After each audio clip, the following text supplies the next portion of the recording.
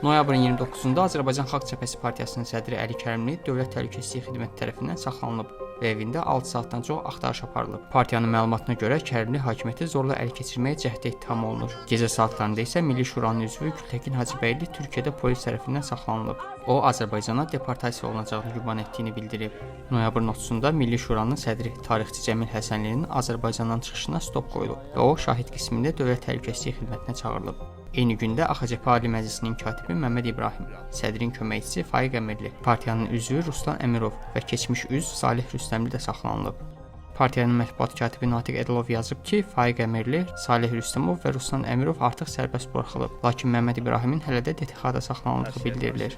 Hökumət yönlü mətbuatda gün ərzində iddia olunub ki, Əli Kərimli keçmiş prezident administrasiyasının rəhbəri Ramiz Mehdiyevə qarşı açılmış cinayət işi ilə əlaqədar saxlanılıb. AXCP-nin məlumatına görə Əli Kərimlinin evində axtarış zamanı DTX işçiləri Ramiz Mehdiyevin Rusiya prezidenti Vladimir Putinə yazdığı iddia olunan məktubun nüsxəsini yerləşdirib. Sonradan isə tapdıqlarını bildiriblər. Partiya Əli Kərimliyə və digərlərinə qarşı ittihamları rədd edib və bunu hakimiyyətin növbəti repressiv kampaniyası adlandırıb.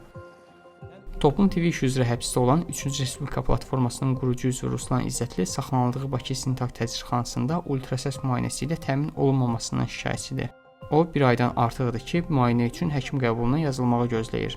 Lakin hələlik hər hansı müsbət nəticə əldə olunmayıb. Stat: Artıq ağrılardan gecə ağrı kəsici vurmaq məcburiyyətində qalıram. Ən böyük narahatlığım ödümdə hər hansı bir dəyişikliyin olub-olmamasıdır. Çünki öd funksiyasını itirib, cərrahi əməliyyat da götürülməlidir. Statın sonu. Ruslan İzzətlinin sözlərinə görə həbsxana şəraiti ona cərrahi əməliyyata girməyə imkan vermir.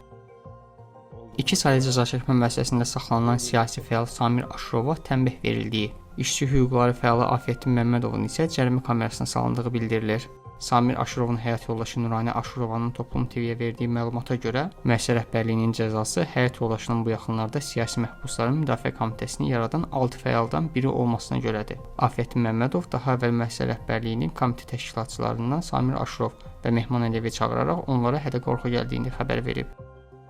Meydan TV iş üzrə həbsdə olan jurnalist Ülviyə Əli barəsindəki həbs qətim imkan tədbirinin müddəti bir ay daha uzadılıb. Məlumata görə Ülviyə Əli məhkəmədə müdafiə çıxışı etməyi mənasız hesab etdiyini deyib. Bu sadəcə yuxuma haram qatmaqdan başqa bir şey deyil deyən jurnalist əvəzində xoruz şeirini səsləndirib.